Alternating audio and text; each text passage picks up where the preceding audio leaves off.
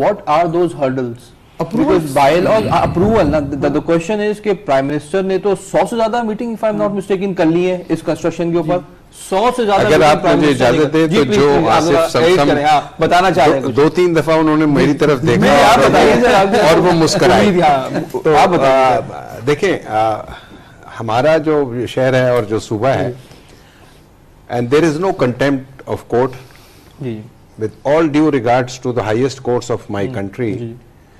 कराची और Sindh is such an unfortunate के supreme court के जो डिसीजंस हैं 2012 जो कराची बदमनी केस का, सिंस देन टिल नाउ जितनी रिस्ट्रिक्शंस हैं कराची पे वो किसी सूबे में नहीं है। And I have no hesitation to say through your platform कि कराची और सिंध की जो तरक्की है वो सफ़र कर रही है because of the wrong interpretation of the courts orders. Okay, सबसे पहले तो कोर्ट्स को चाहिए कि वो क्लैरिटी लेकर आए। सही है।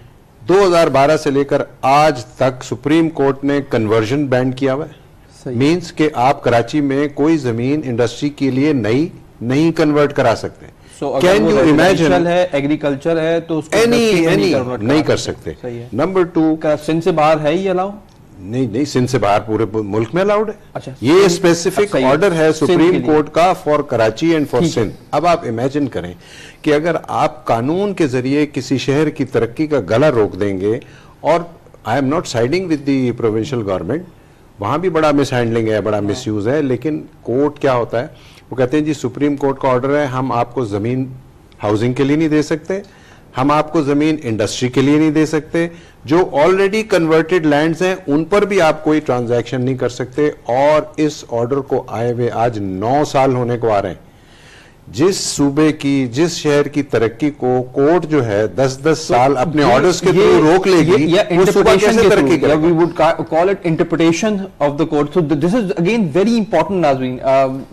मैं एक बात और ऐड कर दूं, जो आपने कहा था, देखें मैं जाना चाह रहा था कि उस एजुकेशन पर्पस के लिए, ताकि आवाम को पता लगे कि हम कहाँ पे फर्दर इसको एक्सपेडाइट कर सकते हैं। सर आपको मैं यूं बताऊं कि ये जो 230 प्रोजेक्ट की बात होती है ना, ये क्यों हम करते हैं, ये उस रोड पे वाक़े हैं जो कानून साजी के बाद कन्वर्जन अलाउ किया सिंध हुकूमत ने, जो सिटी काउंसिल की रिजोल्यूशन के बाद, सिटी काउंसिल मदर होती है किसी भी मेट्रोपोलिस शहर की, उसकी रिजोल्यूशन के बाद सिंध हुकूमत ने लेजिस्लेशन की और 26 डिक्लेयर्ड रोड थे जिसपे मुख्तलिफ हमारे जो शहर के या पाकिस्तान के लोग हैं उन्होंने इन्वेस्टमेंट की और प्रोजेक्ट बनाने के लिए जमीनें खरीदी और उसका कन्वर्जन पे नो मोर कन्वर्जन का साइन कोर्ट से अब हमें जो कहा गया कि नो मोर कन्वर्जन। देखें सबसे बड़ी बात क्या है कि जो कन्वर्जन हो चुके हैं, तो हमें ये लगता है कि जो कन्वर्जन हो चुके हैं पहले तो हम सेव करें उनको, कि कम से कम उसको तो जो ऑर्डर से उसके बाद इंप्लीमेंट होना चाहिए, जो कोर्ट का ऑर्डर है वो भी रोके हुए हैं